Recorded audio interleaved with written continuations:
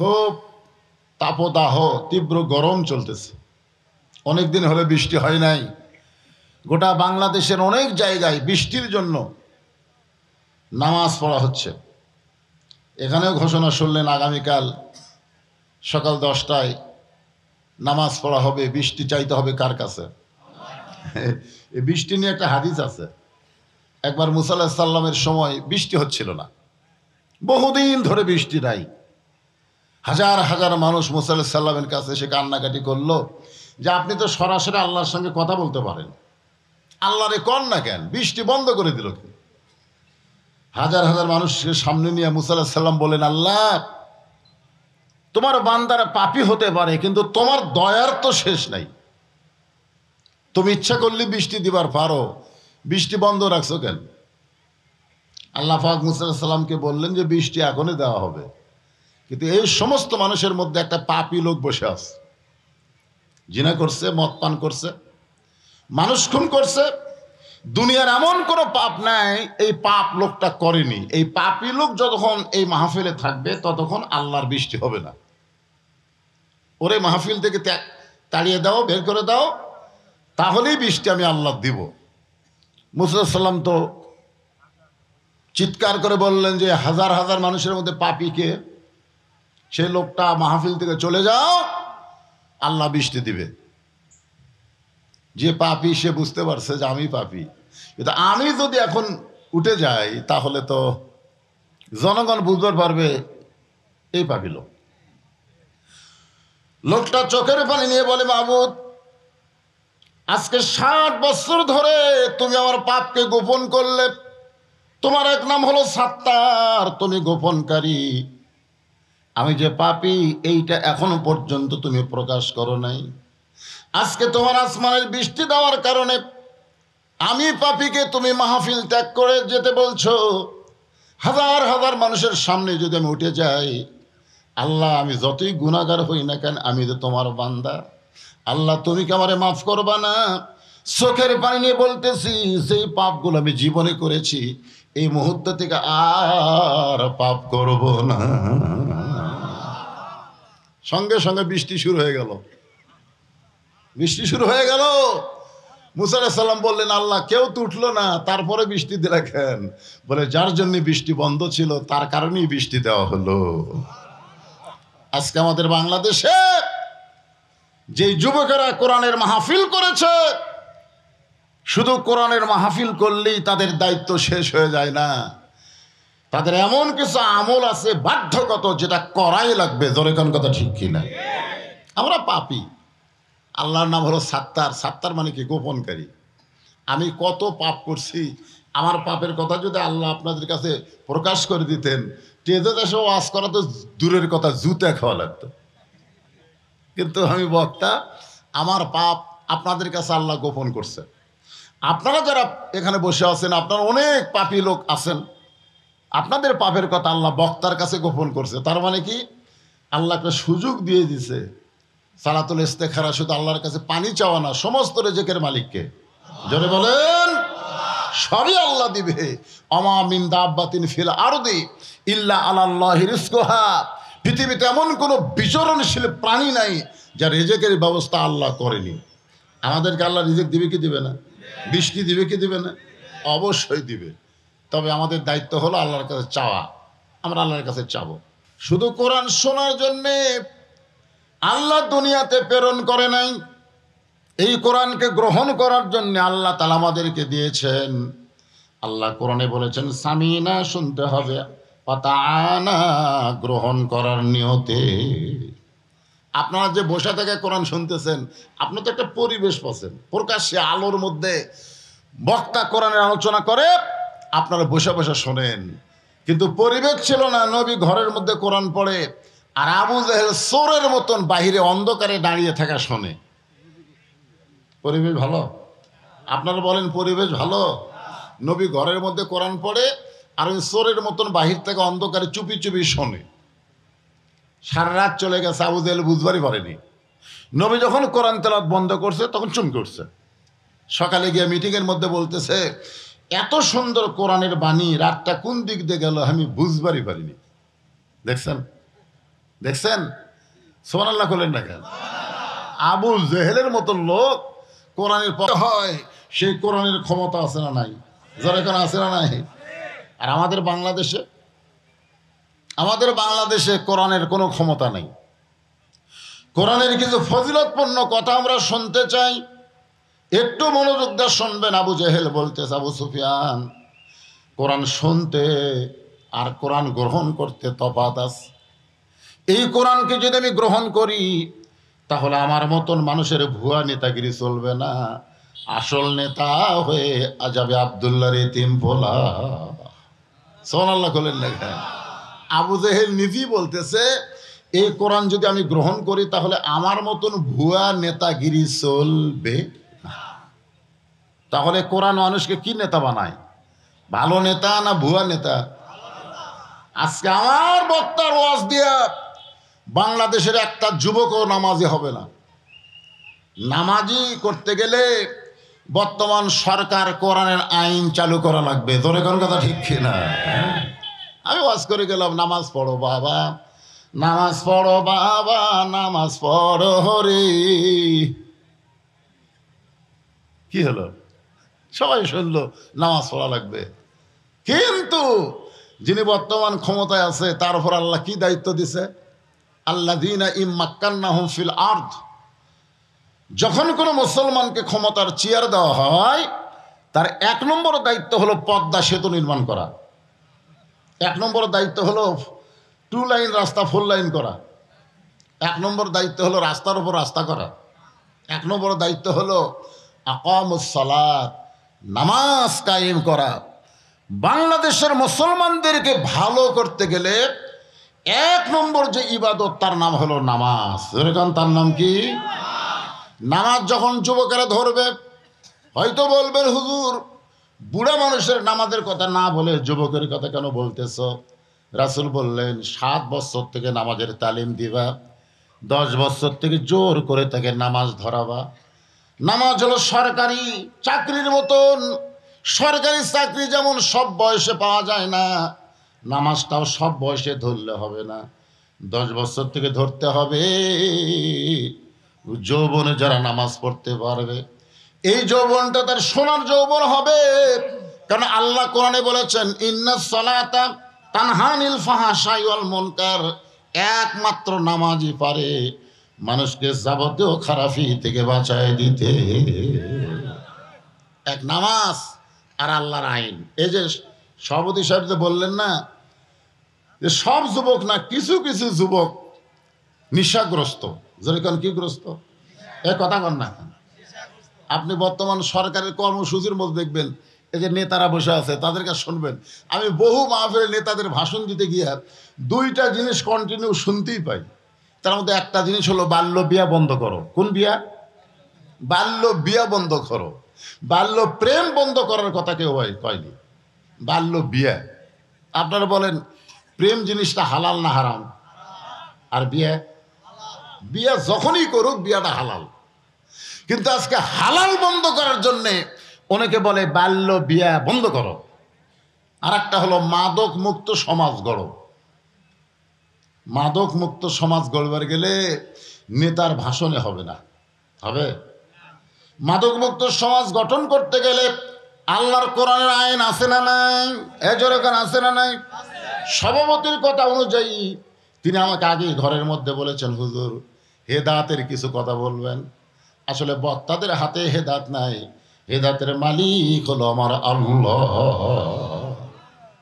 আল্লাহ রাসূল এক সময় বলছিল, আল্লাহ 13 বছর ধরে মক্কায় কলেমার দাওয়াত দিলাম, মাত্র 300 জন মানুষ মুসলমান হলো। যে কয়টা হয় তাদেরকে আবার নির্যাতন করে মারে। এইভাবে কলেমার দাওয়াত দিয়ে কবে মানুষ হেদায়েত পাবে? আল্লাহ বললেন, আপনার কাম হলো দাওয়াত দেওয়া, আর আমার কাম হলো হেদায়েত দেওয়া। আপনার অত টেনশন করা লাগবে না, জায়গা মতো মার হবে। জোরে কোন কথা ঠিক কিনা? হ্যাঁ। তা আসলে বক্তারা কি হেদায়েত দিতে পারবে? হেদায়েতের মালিককে। সেটা কার মধ্যে আপনারা চাবেন? নামাজের মাধ্যমে। আপনারা বলেন না, ইহদিনাস সিরাতাল মুস্তাকিম। নামাজ যদি আপনারা ধরেন, এই নামাজের মধ্যে সূরা ফাতিহা যখন পড়বেন, এই সূরা ফাতিহার মধ্যে সব কিছু আল্লাহ আমাদেরকে জানিয়ে দিয়েছে। এই জন্য সূরা ফাতিহাকে বলা হয় উম্মুল কোরআন। এই কোরআনের জননী, জোরে কর সুবহানাল্লাহ। অর্ধ পৃথিবীর খলিফা হযরত ওমর জোহরের নামাজ আদায় করার জন্য মসজিদ দিকে রওনা দিলেন। জোহরের নামাজ পড়ানোর জন্য মসজিদের দিকে রওনা দিলেন। যে মানুষটা মসজিদ দিকে রওনা দিলেন সেই মানুষটার নাম হলো হযরত ওমর। ধরে বলেন নাম কি? বাংলাদেশের মতন, আমাদের বাংলাদেশের মতন ৯৬টা দেশের তিনি খলিফা ছিলেন। আমাদের বাংলাদেশের মতন ৯৬টা, ধরে বলেন কয়টা? মাথায় টুপি, মুখে দাড়ি, পরনে জুব্বা।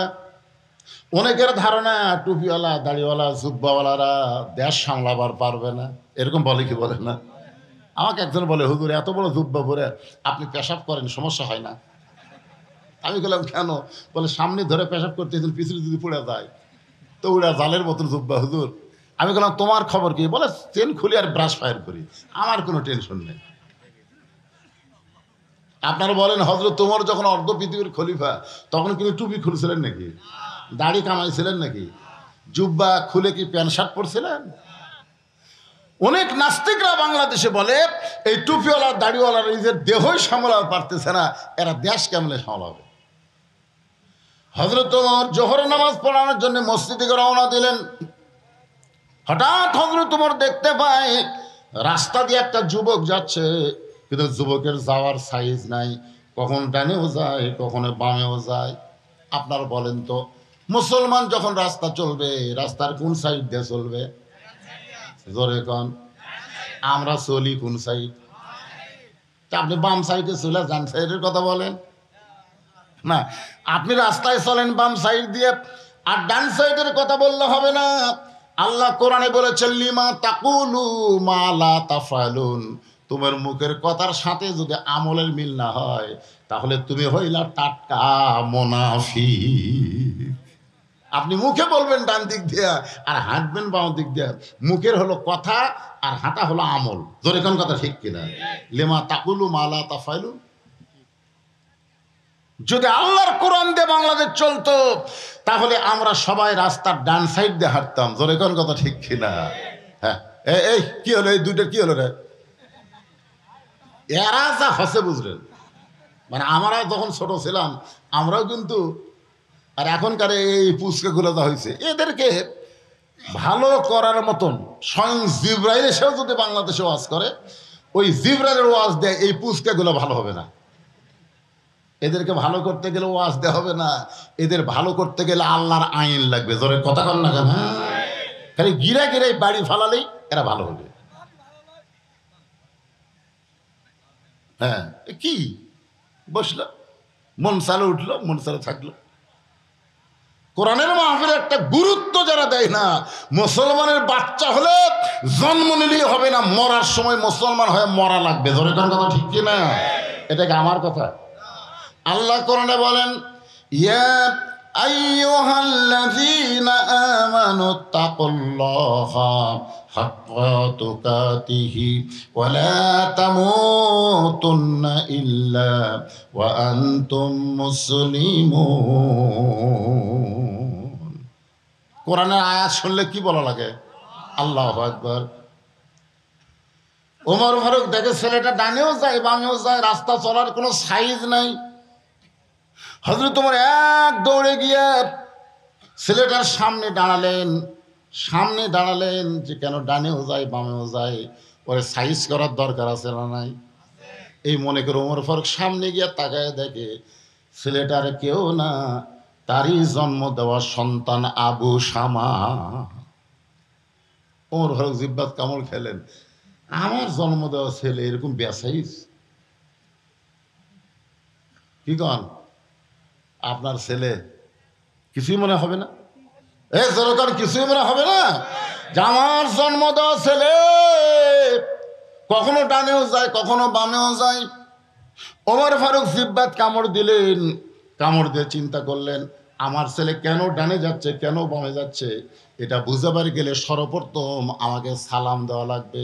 রাসূল বলেছেন আসসালামু ক্বাবলাল কালাম, কারোর সঙ্গে যদি কথা বলতে চাও আগে সালাম দিয়ে তারপরে কথা বলতে হবে।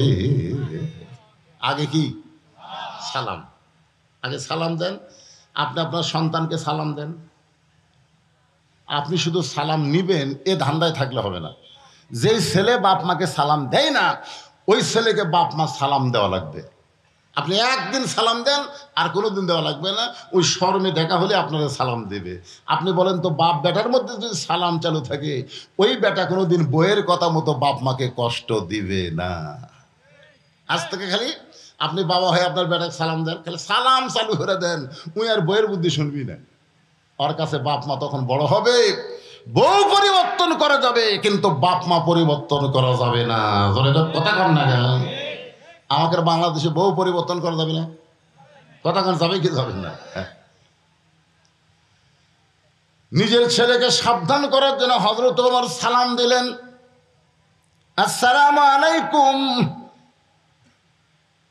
আসসালামু আলাইকুম ইয়া ইবনি, রে আমার পুত্র, তোমার প্রতি আল্লাহ রহমত বর্ষিত হোক।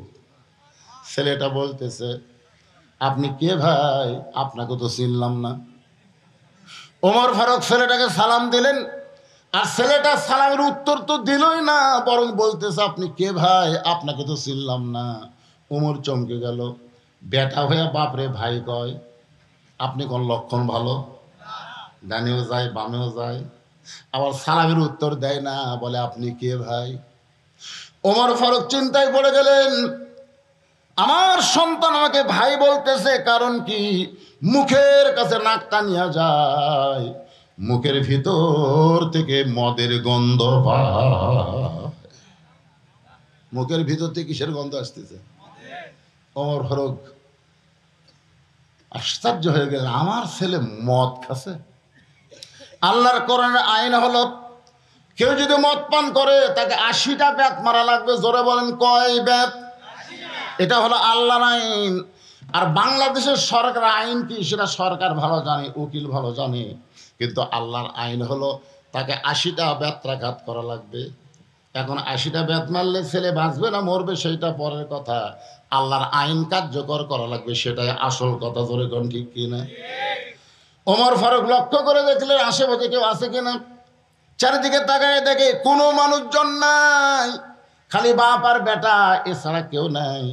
ওমরের মন বলতেছে, তোমার ছেলে মদ পান করেছে এটা কেউ জানে না, তুমি তোমার সন্তানকে বাড়িতে নিয়ে যায় এমনভাবে শাসন করো আর যেন মদ না খায়। কেউ যখন দেখে নাই, তুমি আর তোমার সন্তান। মন বলতেছে, তোমার সন্তানকে বাড়িতে নিয়ে গিয়ে সাইজ করো আর যেন ভবিষ্যতে মদ না খায়। ইমান বলতেছে, ওমর কেউ দেখেনি এই কথা বলতে পারো না, কেউ না দেখলেও তোমার আল্লাহ দেখেছে। জোরে কোন ঠিক কিনা? আপনার বলেন তো, মন আর ইমান এই দুইটাকে এক? বাংলাদেশের মুসলমান মনের তাগিদে চলে, ইমানের তাগিদে চলে না। মনের তাগিদে চলার কারণে একলাই 50টা ভোট দেয় আর মন বলে কেউ দেখে নাই। কিন্তু ইমান যদি আপনি খেয়াল করেন, আপনার ইমান বলতেছে দরজা জানলা বন্ধ করে যতই ভোট দাও, কেউ না দেখলেও তোমার আল্লাহ দেখেছে। খালি এই বিশ্বাসটা আপনারা করবেন যে কেউ না দেখলেও আল্লাহ দেখছে, আর কেউ না লিখলেও দুই কান্দের ফেরেশতা লিখতেছে। জোরে কোন কথা ঠিক কিনা? আপনি দরজা জানলা বন্ধ করে অশ্লীল ভিডিও চালু করে যুবকেরা তোমরা পর্নোগ্রাফি দেখতেছ, মনে করতেছো বাপ মা ঘুমিয়ে গেছে, দরজা জানলা বন্ধ, কেউ দেখতেছে না। তাহলে একটা বিশ্বাস করো, কেউ না দেখলেও কে দেখতেছে? আরো জোরে, জোরসে বলুন। আর কেউ না দেখলেও না, তোমার দুই কান্দের ফেরেশতা আছে না নাই? কোরআনে আল্লাহ বলেছেন, কিরামান কাতিবিনা ইয়ালামুনা মা তাফআলুন। তোমার দুই কান্দে দুই মোহরি, এগুলা গান গালে গুনাহ হবে না। এ কেবা মুরব্বী, আপনার তো আমাকে সময়কার গান, এটা তো আমাকে গান, সেই সময়কার গান। তোমার দুই কান্দে দুই মোহরি, লেখিতেছেন ডায়েরি, দলিল দেখে রায় দিবে, টাকা পয়সার নাই কারবার। আছেন আমার মুক্তার, আছেন আমার ব্যারিস্টার, শেষ বিচারের হাইকোর্টেতে তিনি আমায় করবেন পার, আমি পাপী রাসূল জাবিন্দার। মনের ঘরে তালা দিয়া, এই কথাটা একটু বোঝেন তো, দেখেন বুঝতে পারেন কিনা। মনের ঘরে তালা দিয়া চাবি নিয়া আছেন সাই, আমি অধম শব্দ কি তার হুকুম ছাড়া বাইরে যাই, হুকুম ছাড়া বাইরে যাই। মনরে পারাপারে থাকলে তারা সঙ্গে নিও গাড়ি ভাড়া, জবাবদিহি করতে হবে ধরলে টিকিট কালেক্টর, আমি পাপী তিনি জাবিন্দার। সেই দিনের সে স্টেশন, স্টেশন বলবেন হাসরের ময়দান, সেই দিনের সে স্টেশনে থাকবে নানান প্যাসেঞ্জার, দ্রুত জানে পার হবে সে টিকিট কাটায় আছে যার, টিকিট কাটায় আছে যার। একটু মনোযোগ দিবেন, কেউ না দেখলো আল্লাহ দেখতেছে, আর কেউ না দেখলেও ফেরেশতা দুইজন লিখতেছে। আমাদের দুই কান্দে দুইটা ফেরেশতা আছে, লিখতেছে না? এজরকম লিখতেছে না? সব কিছু লিপিবদ্ধ হচ্ছে। আবার অনেক সময় কথা বলার সময় দুইজন কথা বলবো, আমরা কিন্তু চারিদিকে দেখি কেউ নাই রে, কেউ নেই রে, আমরা দুইজন রে, দুই কান্দের ফেরেশতাকে কেড়ে পাগলা, আমরা কি ঘুম পাড়তেছি? আমরা কিন্তু চারিদিকে খেয়াল করে কথা বলি, ঠিক না? কিন্তু ফেরেশতা খেয়াল করি না। এই ফেরেশতাকে খেয়াল করে কথা বলতে হবে, এমন কথা বলতে হবে ডান কান্দের ফেরেশতা যেন লেখে, বাম কান্দের ফেরেশতা যেন ঘুমায়া যায়। ধরে কথা বল না, ডান কান্দের ফেরেশতা যেগুলো লিখবে এগুলো জান্নাত পাওয়ার কারণ, আর বাম কান্দের ফেরেশতা যদি বেশি লাগে তাহলে জাহান্নামে যাওয়া লাগবে। তা আমাদের কোন ফেরেশতাকে আমরা ব্যস্ত রাখবো, ডান না বাম? হ্যাঁ, কোরআনের মাহফিলে বসে আপনারা খুব খেয়াল করবেন। ওমর ফারুক ইমান বলতেছে কেউ না দেখলেও আল্লাহ দেখেছে। তোমার ছেলে মদ পান করেছে, খালি তুমি দেখো নাই, তোমার আল্লাহও দেখেছে। এখন বলেন বাড়িতে নিয়ে যা সাইজ করা যাবে? ওমর ফারুক এক টানে মাথার পাগড়ি খুললেন, এক টানে মাথার পাগড়ি খুললেন, সেই পাগড়ি দিয়ে তার সন্তানের দুইটা হাত বেঁধে ফেললেন। পাগড়ি মাথায় দেওয়া সুন্নাত, আবার প্রয়োজন মতো পাগড়ি হ্যান্ডপাক বানানো সুন্নত, হ্যান্ডকাপ বানানো সুন্নত। এতক্ষণ কোথায় ছিল? আর এখন খুলে দুই ছেলের দুই হাত একে মরমা দিয়ে বান্ধিছে। আমি একবার ওয়াজ থেকে বাড়িতে গেলাম, যাওয়ার সময় ড্রাইভার বললো, হুজুর আপনি গেটে নামেন, আমি গাড়ি ফ্রেশ করতেছি। আমি গেটে নামা যখন বাসার দিকে যাচ্ছি, 4-5টা কুত্তা আমাকে ধরলো, খাও খাও করে ধরলো রাত 2টার সময়। আমি কুত্তা খেতানোর যত দোয়া আছে বুঝলেন, সমস্ত দোয়া পড়া শুরু করলাম। কুত্তা মনে হয় আমার জুব্বা কামড়ে ধরবে। শেষ পর্যন্ত কোরআনে আয়াত খোলাম, ইন্নাহুম ইয়াকিদুনা কাইদা ওয়া আকিদু কাইদা। আয়াত করার পরে এক কুত্তা এসে মারলো খামসা। আমি বললাম এত দোয়া দেওয়া কাম হচ্ছে না রে। অনিমান বলতেছে, মৌলানা খালি তোর মুখে দোয়া আছে, লাঠি নাই। লাঠি থাকলে দোয়া লাগে। এক কুত্তার পাশাত বাড়ি মারলে বাকি 4 এমনি দৌড় মারতো। তোর কোন কথা ঠিক না? অনেক সময় খালি দোয়া দিয়ে কাম হয় না ভাই, লাঠিও লাগে। পাগড়ি মাথায় দিয়ে নামাজ পড়লে যেমন সওয়াব হবে, এই পাগড়ি দিয়ে অন্যায়ের প্রতিবাদ স্বরূপ বাতিলদেরকে বেঁধে ফেললেও সওয়াব আছে। জোরে কোন কথা ঠিক না? আপনারা ইসলামী আন্দোলনের কর্মী যারা মাথার পাগড়ি দিবেন, প্রয়োজনে ওই পাগড়ি মাজাত বানবেন। জোরে কোন কথা ঠিক না? ওমর ফারুকের সন্তানের 2টা হাত বেঁধে টেনে টেনে নিয়ে গেলেন মসজিদ নববীতে। মসজিদ নববীর বারান্দায় একটা খুঁটির সঙ্গে ছেলেটার 2টা হাত না 2টা পাও আবার মরমা দিয়ে বাঁধলেন। বাঁধার পরে হযরত ওমর মসজিদের মধ্যে ঢুকে 4 রাকাত নামাজের নিয়ত করলেন। জোহরের পূর্বে 4 রাকাত সুন্নত আছে না নাই? সর্বসাকুল্যে সুন্নত কয় রাকাত? 4 রাকাত না, সব নামাজ মিলে 12 রাকাত সুন্নত আপনাকে পড়াই লাগবে। এটা কিন্তু আমলের ওয়াজ। কয় রাকাত? 12 রাকাত। জোহরেরই হল 6 রাকাত। জোহরের আগে 4, পরে 2, মাগরিবের পরে 2 রাকাত, এশার পরে 2 রাকাত, আর ফজরের আগে 2 রাকাত। এই 12 রাকাত সুন্নত কিন্তু পড়া লাগবে। যুবকেরা তোমরা খালি ফরজ মারো, জুমার দিনে সবার শেষে যাবি, সালাম ফিরালি ওরাই আগে বের হবি। আচ্ছা, যৌবন বয়সে যদি ইবাদতে এরকম ব্যাখ্যাল হয়, বুড়া হলে আর পারবি? তন্ত এই যে আমাকে বয়স যত বেশি হচ্ছে, মাজাত ব্যথা, হাঁটুত ব্যথা, ভাই রে, ঠিক মতো বসায় রুকু সেটা ঠিক মতো করা যায় না। এই জন্যই তো আল্লাহ বলবেন হাসরের ময়দানে যে তোমার শৈশবকাল, তোমার বুড়াকালের কোনো হিসাব দেওয়া লাগবে না, খালি যৌবনকালের হিসাব দিয়ে জান্নাতে চলে যাও। তাহলে ইবাদতের জন্য কোন বয়স দরকার? এ কথা কর না কেন? আর এখন যুবকেরা ইবাদত করবার চায় না। তাহলে 5 ওয়াক্ত নামাজ মিলে 12 রাকাত সুন্নত পড়া লাগবে। মুসল্লি মসজিদের মধ্যে ঢুকতেছে, কিন্তু খুঁটির সঙ্গে একটা ছেলেকে বাধা দেখে তার আশ্চর্য হলো, এই ছেলেটা কার রে, যার হাত বাঁধা পাও বাঁধা। একজন যুবক দৌড়ে গিয়ে সামনে গিয়ে তাকায় দেখে, এ তো যেমন তেমন ছেলে না, এ হলো হযরত ওমরের সন্তান, অর্ধ পৃথিবীর খলিফা হযরত ওমরের ছেলে। কেমন ভাবে মর্মা দিয়ে কে বানলো রে, কার এমন সাহস? এমন সময় একজন সাহাবী বলতে যে ভিতর দিকে তাকায় দেখো। ভিতর দিকে তাকায় দেখে হযরত ওমর তখন নামাজের শেষদায়। ওমরের মতন মানুষ মসজিদে থাকে, আর তার সন্তানকে কে বাঁধলো, এইটা নিয়ে কোনো টেনশন করার দরকার নাই। অবশ্যই হযরত ওমর ভালো জানে। যেরকম ঠিক কিনা? সবাই নামাজ আদায় করলেন সুন্নত। যখন যোহরের ফরজের আকামত হলো, ফজর নামাজ শুরু করবার গেলে মুয়াজ্জিন কিন্তু একটা আকামত দেয়। ফরজ নামাজের আগে আকামত আছে না নাই? জামাতে যখন নামাজ পড়বেন তখন আকামত দিবেন, একলা একলা যখন নামাজ পড়বেন তখন কি করেন? তখনও দেন। কি জন্য দেন? একলা নামাজের তো আকামতের দরকার নাই। আকামত দেওয়ার কারণ হলো আপনার আশেপাশে কেউ যদি থাকে তাকে জামাতে শামিল করার জন্যে তদারকি করা। কিন্তু একলাও আকামত দেওয়ার কারণ হলো যদি কোনো মানব না থাকে, অন্য কেউ এসে আপনার সঙ্গে জামাতে হাজির হওয়ার পারে। ধরে কর না সুবহানাল্লাহ। ভাইজান, এই আকামত যখন শুরু হয়, আকামতের মধ্যে একটা শব্দ আছে, কদ কামাতিস সালাহ। কদ কামাতিস সালাহ আছে না নাই? কদ কামাতিস সালাহ, নামাজ দাঁড়িয়ে গেছে। নামাজ এমন একটা ইবাদত যার শুরুটা দাঁড়িয়ে করতে হবে। ইচ্ছা করে চেয়ারে বসে কিন্তু নামাজ হবে না।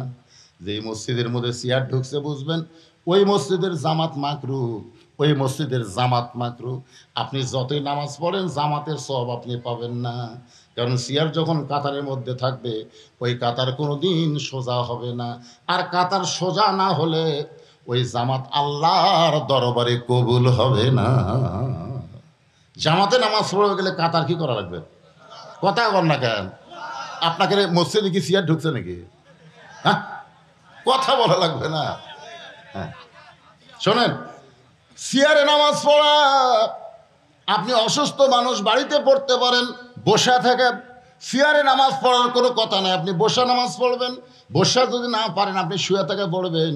শুয়েও যদি কষ্ট হয় ইশারা দিয়ে পড়বেন, কিন্তু চেয়ারে বসবেন না। চেয়ারে বসলে আল্লাহর আনুগত্য আদায় হয় না, কারণ আল্লাহ কোরআনে বলেছেন কুমু লিল্লাহি কানিতিন, আল্লাহর আনুগত্য নিয়ে তোমরা দাঁড়িয়ে যাও। কার সামনে? কি হয়ে? মাস্তান হয়ে না আসামি হয়ে? তো চেয়ারত বসে কোনদিন আসামি হয়?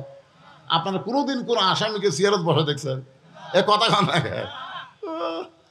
তোমার চেয়ারত বসে নামাজ পড়িচ্ছে। 10 কেজি ব্যাগ লিয়া গোটা হাট বাজার করলো, 2 কিলো রাস্তা অটো ভ্যানের ভাড়া না দেওয়ার জন্য হেঁটে হেঁটে আসলো, আর মসজিদে এসে তুমি চেয়ার খুঁজতেছ। নামাজের যখন আকামত শুরু হয়ে গেল, হযরত ওমর মেহরাবের মধ্যে ঢুকে গেলেন। সমস্ত সাহাবীরা তাকায় দেখে উমরের টুপি আছে কিন্তু টুপির উপর পাগড়ি নাই। আল্লাহ রাসূল পাগড়ি ব্যবহার করে নামাজ আদায় করেছেন। টুপির উপর কেউ যদি পাগড়ি পরে আল্লাহ তাকে খুশি হয়ে 70 গুণ সওয়াব বেশি দেয়। জোরে বলেন সুবহানাল্লাহ। তাই বলে মনে করেন না এটা পাগড়ি পরা ফরজ, তা না, এটা সুন্নত, সুন্নতে রাসূল। তো সাহাবীরা আল্লাহ রাসূলকে সবচাইতে বেশি অনুসরণ করছে। জোরে কোন কথা ঠিক কিনা? আতিউল্লাহ ওয়া আতিউর রাসূল। ওমর ফারুকের মাথার পাগড়ি নাই, যে উমর পাগড়ি পরে নামাজ পড়ায় সেই উমরের মাথার পাগড়ি নাই। আপনারা বলেন তো পাগড়িটা কোন জায়গায়? পাগড়ি তার ছেলের হাত পাও বাঁধা রাখছে। জোহরের 4 রাকাত ফরজ আদায় করার পরে জোহরের 2 রাকাত সুন্নত নামাজ পড়ে হযরত ওমর খুব তড়িঘড়ি করে সন্তানের কাছে আসলেন। আয়েশা দেখে সন্তানের হুঁশ ফিরাইছে। সন্তান কান্দের বলে, বাবা আমার 2টা হাত 2টা পা এরকম মর্মা দিয়ে কে বাঁধলো বাবা, মেহেরবানি করে আমার বাঁধনটা খুলে দেন। ও বাবা আমার বাঁধনটা খুলে দেন, আমি বড় কষ্ট পাই। বাবা গো আপনার ছেলে কেমন করে কে বাঁধলো বাবা, মেহেরবানি করে আপনি আমার বাঁধনটা খুলে দেন। ওমরের চোখ দিয়ে দর দর করে পানি পড়তেছে। পানি পড়ার কারণ হলো 2টা। 1 নম্বর কারণ হলো কিছুক্ষণ আগে তুই আমারে বললি কে ভাই, আর এখন বলতেছিস আমার বাবা। কিছুক্ষণ আগে সালাম দিলে কি বলছে, আপনি কে ভাই? আর এখন বলতেছে বাবা। ওমর ফারুক বুঝতে পারলেন দুনিয়ার যতই মদ পান করো 2-1 ঘন্টা তুমি মাতাল থাকবা, নিশা কাটা গেলে কিন্তু তুমি আর মাতাল থাকবা না। আমার কাছে এমন একটা মদের খবর আছে, সেই মদ যদি কেউ একবার পান করে আজরাইল না দেখা পর্যন্ত তার হুঁশ ফিরে আসবে না।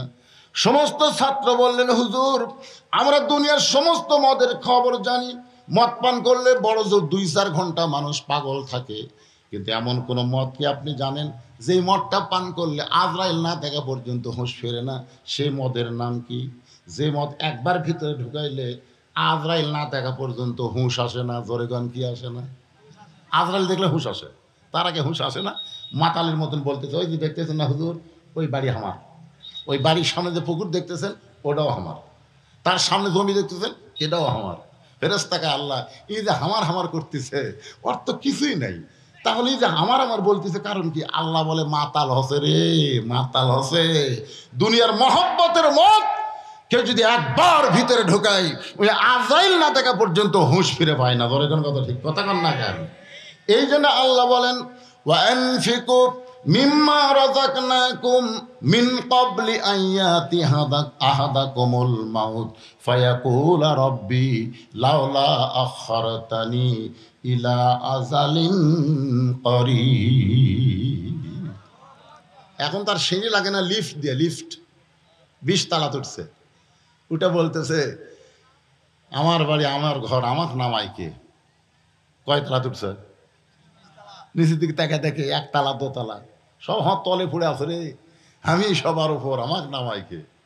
এই কয়ে বুকে তাকে খাওয়া মারতেছে। ইতিমধ্যে আজরাইল এসে বলতেছে ভাই চ যাই। তখন বলতেছে তুই খেয়ে রে? হার নাম আজরাইল ভাই।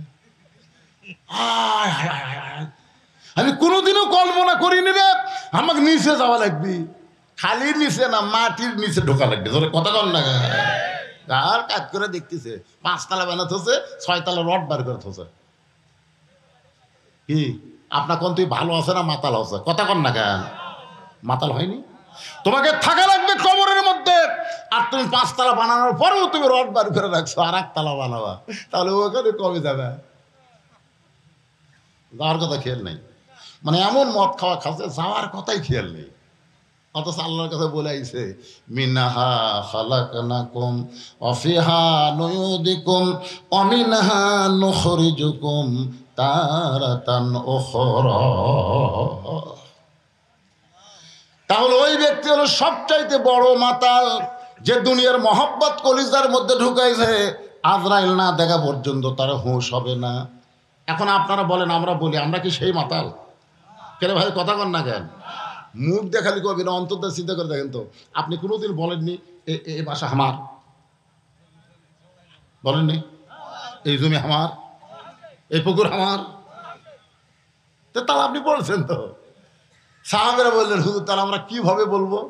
আল্লাহ রাসূল বললেন এভাবে বলবা, ওই বাড়ি আমি দেখাশোনা করি, ওই পুকুর আমি দেখাশোনা করি, ওই জমি আমি দেখাশোনা করি, মূল মালিক আমি না, মূল মালিক হচ্ছে আমার আল্লাহ। পরের জায়গা পরের জমি, গানটা গাইলে গুনাহ হবে না? পরের জায়গা পরের জমি ঘর বানায় আমি হিরোই, আমি কিন্তু জায়গার মালিক নই। কে রে যুবক রে, এগুলো গান গাইলে গুনাহ হবে? এখন সব গান আছে, নতুন নতুন গান। একজন মানুষ হইয়া তুমি কয়জনকে বিলাও মন। আপনারা বুঝবেন না, এরা বুঝতেছে। মুখে তোমার ভালোবাসা অন্তর কয়লার মতন, মুখে ভালোবাসা বলো অন্তর দিয়া বাসনা, বন্ধু তোমার ধরন ভালো না। কি এগুলা গান গাইলে কোনো সব নাই। আর এই গানটা গাও, প্রত্যেক হরফে হরফে সব পাবা। পরের জায়গা পরের জমি, সবাই কোন পরের জায়গা পরের জমি ঘর বানায় আমি রই, আমি কিন্তু জায়গার মালিক নই। জমিদারের ইচ্ছা মতন দেই না জমিন চাষ, তাই তো ফসল ফলে না রে দুঃখ 12 মাস। আমি খাজনাপাতি সবই দিলাম, খাজনাপাতি সবই দিলাম, তবু জমিন হয় যে নিলাম, দুঃখের কথা কারে কই। পরের জায়গা পরের জমি ঘর বানায় আমি রই, আমি কিন্তু ঘরের মালিক না। উমরের চোখ দিয়ে দর দর করে পানি পড়ার কারণ হলো, সন্তান যখন বাবা বাবা বলে ডাকে, যত পাষাণ বাবা হোক না কেন, ওই সময় বাবার অন্তর জান্নাতের শান্তি পায়। বাবা বাবা গো, আপনার ছেলেকে এভাবে কে মর্মা দিয়ে বানছে বাবা? আমার কষ্ট হয় বাবা। বাবা বাবা বলে যখন কাঁদতেছে, উমরের চোখ দিয়ে পানি পড়তেছে, কারণ সন্তান যখন বাবাকে বাবা বাবা বলে ডাকে, বাবার অন্তরে তখন জান্নাতের একটা শান্তি আসে। আর এই শান্তিতে বাবা সারা জীবন যা কামাই করে সব সন্তানকে দিয়ে দেয় কি দেয় না? কি দিয়েছেন আপনি? আপনি আপনার বাবাকে কি দিছেন? কি দিছেন? খালি বাবা বাবা বলে দেখেই বাবার কলিজা আপনি শান্তি করে দিয়েছেন। আর কতগুলো সন্তান আছে বইয়ের বুদ্ধি শুনে আর বাবাও ডাকে না, এরকম আছে না নাই? আগে হারিয়ে গেছি যে থাকতো বাপ মার সাথে, বিয়া করার পর বউ যে কি কান মন্ত্র দিছে, আর এই গ্রামে থাকে না, এখন নওগাঁ শহরে বাসা করছে, বউ লিয়ে ওই বাসার থাকে। বাবা একদিন অসুস্থ হয়ে গেছে, অসুস্থ বাবা ভালো ডাক্তার দেখাতে গেছে, ডাক্তারের মোড় আছে না নাই? নৌকা আছে না নাই? বড় ডাক্তার, একে সিরিয়াল দিতে দিতে রাত 9টা বেজে গেছে। রাত 9টার সময় এখন চিন্তা করে, এত রাত্রে হারিয়ে গেছি, যাই না বেটার বাসার যাই। মন বলতেছে কে এত কষ্ট করে হারিয়ে গেছে, জালেবে কেন, বেটার বাসার যা। বাবা ইচ্ছা করে কোনোদিন বেটার বাসায় যায় নাই, কারণ বাবা জানে আমার ছেলে নষ্ট হয়ে গেছে ওর বইয়ের কারণে। ধরে কোন কার কারণে? কিন্তু আজকে বেকায়দা 9টার সময় যায়, ছেলের নাম রাখছে ভালো বারে আব্দুল্লাহ, ভালো নাম, ভালো না? 9টার সময় বাবা ডাকতেছে আব্দুল্লাহ। আব্দুল্লাহ চমকে উঠছে, সবাই আমাকে সাহেব বলে সম্মান করে, স্যার বলে ডাকে, আর এত রাত্রে আমার নাম ধরে ডাকার মরদ কেড়ে। সবাই আমাকে বলে স্যার সাহেব, আর আমার নাম ধরে ডাকলেই মরদটাকে। দরজা খুলে তাকায় দেখে বাবা দাঁড়ায় আছে। এত রাত্রে বাবা বলে ডাক্তার দেখতে দেখতে 9টা বাজে গেছে, এই সময় হারিয়ে গেছি, কেমনে যাই? আজকে রাতটা তোর বাসায় আমি থাকতে চাই। আব্দুল্লাহ বলে বাবা আমার কোনো আপত্তি নেই, আপনি তো রাগ করে আসেন না। বাবা বলতেছে আজকে বেকায়দা, রাগ থাকলেও যাওয়ার বুদ্ধি নেই। এখন আব্দুল্লাহ তার বাপকে ধরে নিয়ে রেস্টরুমে বসে বলে বাবা একটু ধৈর্য ধরেন। বাবা বসে আছে, আব্দুল্লাহ আস্তে আস্তে বইয়ের কাছে গিয়ে এতিমের মতন বলতেছে, এতিমের মতন করুণ স্বরে বলতেছে, ম্যাডাম ম্যাডাম দেখো আমার বাবা। জানি না, দেখেন মরদ মানুষের কথা কথা আসতে বলতেছে, কে গো আমার বাবা আইছে। জানি না। আব্দুল্লাহ আব্দুল্লাহ বলে চিল্লালো না, আমি সবই শুনছি, তুমি কি মনে করছো আমি ঠসা? স্বামী জোরহাত করে বলতেছে, এত জোরে কয়ো না, আব্বা শুনে পাইলে মন, কিসের মন খারাপ? দেখেন কতগুলো মরদ মানুষ বইয়ের কাছে এত জিম্মি হয়ে গেছে। এখন কতগুলো মরদ মানুষ আবার বইয়ের জন্য বাসা লিখেও দেয়, বউ আর বাসা লিখে দিছে, বাড়ির চাকর বানাছে, এইরকম কতগুলো মর্দা আছে না? কথা কর না, আমার বাবার সামনে একটু খাবার দাও। বউ বলতেছে তোমার মন চাইলে তুমি দাও, সকালবেলা আমার মাজা বেদনা ধরেছে, পিঠ খালি শিরশির করে, আমি শুইছি আর আমি উঠতে পারবো না। আব্দুল্লাহ এতিমের মতন বাবার কাছে গিয়ে বলে বাবা, বাবা বলতেছে আমার খাওয়ার কোনো দরকার নাই, হারিয়ে গেছি যাইতে পারি নাই বলে রাত 9টার সময় তোর বাসায় এসে আমার থাকা খাওয়া লাগবে না বাবা, আজকে রাতটা একটু আমাকে থাকতে দে। আব্দুল্লাহ বলে আসলে কি আপনি খাবেন না? বলে না বাবা খাওয়ার কোনো দরকার নাই, আমার পেট ভরা আছে। আমার কি আছে? এখন বাবা না খায় 9টার সময় ঘুমায়। রাত যখন 11টা বাজে, ওই সময় আব্দুল্লাহর শালা বইয়ের ভাই, জোরে কোন কার ভাই, 11টার সময় এসে ডাক দিচ্ছে, শেফালি আপা। আব্দুল্লাহ বইয়ের নাম হলো শেফালি। শেফালি আপা। গাওয়াত ছিল কম্বল, আব্দুল্লাহর বইয়ের গাওয়াত কি ছিল? কম্বল ফেলা দিয়ে মারছে লাভ। আব্দুল্লাহ কাইকারে কম্বল আছে, বউ নাই। বউ যা গেট খুলে বলতেছে ভাইজান এত রাত্রে তাই ক্যারাম বোর্ড খেলতে খেলতে রাত হয়ে গেছে, ঘড়ি দেখিনি, তাই একটু ঘুমাবার চাই। বোন বলতেছে না, না খাইয়া ঘুমাতে আমি দেবো না, তুমি না খাইয়া ঘুমাবা, আর আমার কলিজা শান্তি হবে? এখন আব্দুল্লাহর বউ শালাকে খাবার দেওয়ার জন্যে ভাত গরম, তরকারি গরম, মাছ গরম, গোস্ত গরম, সব গরম করে ভাইয়ের সামনে দিয়ে বলে, খাও ভাই, খাও ভাই, তুই না খাইলে আমার কলিজার শান্তি নাই। আব্দুল্লাহ ঘরের মধ্যে চিন্তা করে, আমার বাবা 9টার সময় আইসে, ওর মাজা বেদনা, আমার বাবাকে খাবার দিল না, বাবা না খাইয়া ঘুম পাড়তেছে, আর ভাই খাওয়াই, বার হয়ে দেখে 5 তরকারি গরম ভাত, শালার মাথায় বইয়ের হাত। কয় তরকারি? গরম ভাত, আর শালার মাথায় হাত দিয়ে বলছিল, আর এক টুকরা খাবাই, আর এক টুকরা না খাইলে আমার কলিজার শান্তি নাই। আব্দুল্লাহ চুপি চুপি বাবা যেই ঘরে ঘুমায় ওই ঘরে জানলার পাশে গিয়ে তাকায় দেখে জিরো বাল্বের আলোতে বাবার শুকনা মুখটা দেখতে পায়।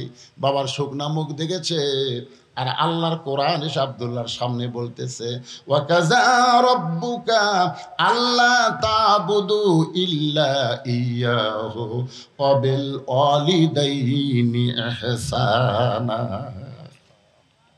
আল্লাহ রাসূল বলেছেন, বাপ মা পাওয়ার পরেও নিজের গুনাহ যারা মাফ করে নিতে পারলো না তারা ধ্বংস হয়ে যায়। সাহাবারা বললেন, হুজুর, বাপ মা জীবিত থাকার পরেও যে সন্তান নিজের গুনাহ মাফ নিতে পারলো না, গুনাহটা কিভাবে মাফ নেবে? আল্লাহ রাসূল বললেন, বাপ মার খেদমত করবে, বাপ মার মনে আনন্দ দিবে, বাপ মাকে সুখ দিবে, তাহলে বাপ মা দোয়া করবে, আল্লাহ সেই দোয়া তার জন্য 8টা জান্নাতের দরজা খুলে দিবে। আল্লাহ কোরআনে বলতেছেন, আল্লাহর ইবাদতের পরে বাপার প্রতি দয়া করো, ইহসান করো, ভক্তি করো। কোন সন্তান মহব্বতের নজরে বাপমার মুখের দিকে যদি একবার তাকায়, তার আমল নামায় আল্লাহ খুশি হয়ে একটা কবুল হজের সওয়াব দিয়ে দেয়। আল্লাহর কোরআন বলতেছে, আব্দুল্লাহ, তোর বাবা তোকে লেখাপড়া করার জন্য কি করছে রে? নিজে না খাইয়া তোর লেখাপড়া করাইছে, মাটির বিছনায় থেকে বাবা তোরে খাট বানায় দিছে, আজকে সেই বাবা তোর না খাইয়া ঘুম পাড়তেছে, আর শালার সামনে 5 তরকারি গরম ভাত, তোর কি করার কিছুই নাই? বিবেক জাগ্রত হয়েছে। কে জাগ্রত করছে? আল্লাহর কোরআন। আপনার বলেন তো, কোরআনে পাওয়ার আছে না নাই? কিন্তু যেই শালারা এই কোরআন পড়া জানে না, এরাই তো বাপ মার সাথে খারাপ ব্যবহার করে। আপনি খুঁজলে দেখেন, এলাকার কোন আলেম তার বাপ মাকে বৃদ্ধাশ্রমে রাখে নাই। জোরে কোন কথা বলেন না কেন? আজও পর্যন্ত তদন্ত করে দেখা হয়েছে, বাংলাদেশের কোন আলেম তার বাপ মাকে বৃদ্ধাশ্রমে রাখে নাই।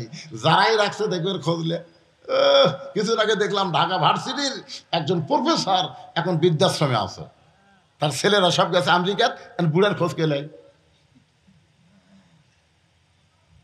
একজন আলেম তার বাপ মাকে কষ্ট দিছে, বইয়ের বুদ্ধি শুনে বইয়ের মাথার বেদনা তুলে ফেলে দিই পিঠে পিঠে, কিন্তু বাপ মা কষ্ট দিবি না।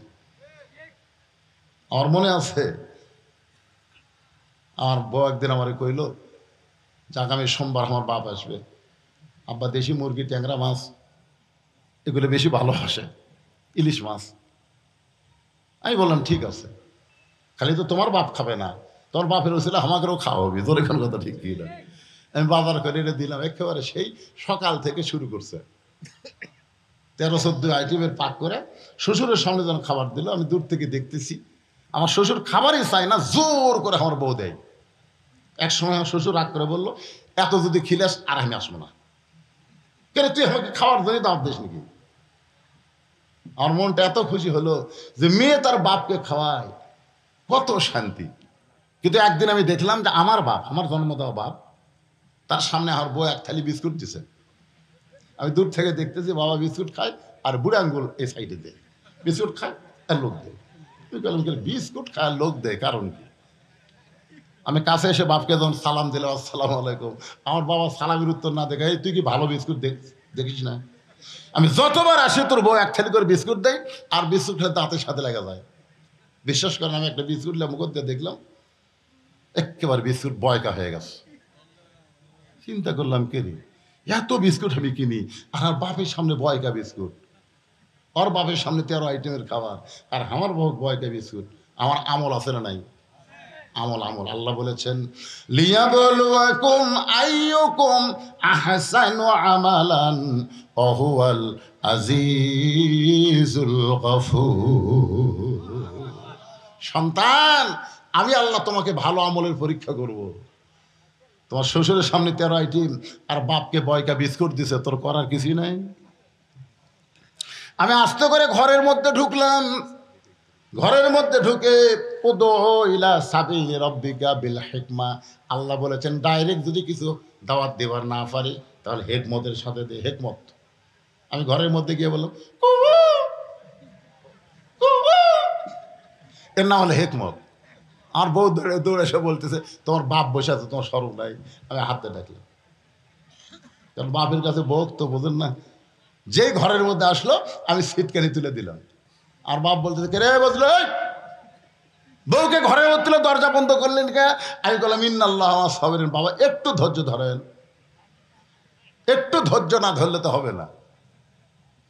আমি ঘরের মধ্যে ঢুকেই বইয়ের টুটি থাকতে বললাম তোর বাপের সামনে 13 আইটেম আর আমার বাপের সামনে বয়কা বিস্কুট। এই বাপ মরে গেলে মা মরে গেলে কোনোদিন বাপ মা পাবো না। আর তুই যদি সকালবেলা মরিস বিকালবেলা বিয়ার বইয়ের অভাব হবে না। ধরে কোন কথা ঠিক কিনা? ছাড়া দিলেও বউ পাওয়া যায়, মরে গেলেও বিয়ে করা যায়, কিন্তু বাপ মা যদি মরে কিয়ামত পর্যন্ত আর বাপ মা পাবো না। সেই বাপ মারে বয়কা বিস্কুট দিবি। আমি তোকে যেই বলছি তোকে আর কিছুই বলি নাই। বউ আবার খপ করে পা ধরে বলতেছে আজ থেকে তোমার বাপ আমার বাপ একই বাপ, আল্লাহর রাস্তায় আমাকে মাফ করে দেন। আমি সিটকে খুলে দিয়ে দেখি আমার বাপ আর বাড়িতে নাই। বাবার শরমে চলে গেছে, বাবা বাড়িতে নাই। কয়েকদিন পরে বাবার সঙ্গে আমার দেখা হলো। আমার বাবা চোখের পানি নিয়ে বলল বাবা ওই সিটকি তুলে কি যে আমল করছিস, ওই আমল করার কারণে তোর বউ আমার বৌমা হয়ে গেছে। আগে ছিল বেটার বউ আর এখন হয়েছে বউ মা। তাহলে মাঝে মধ্যে আমলের দরকার আছে না নাই? আব্দুল্লাহ চিন্তা করে বাবা আমার না খেয়ে ঘুম পাড়তেছে আর শালার সামনে 5 তরকারি গরম ভাত, করার কি কিছুই নাই। আব্দুল্লাহ কি করবি? বিবেক বলতেছে বউকে সাইজ কর। বর্তমান আইন হলো নারী নির্যাতন, বউকে কিছু বললি নারী নির্যাতনের আইন হবে। বিবেক বলতেছে আব্দুল্লাহ খুঁজা দেখ তো বাসায় কিছু আছে কিনা। খুঁজা দেখে উটি বলা একটা বেলান আছে। উটি বলা কি?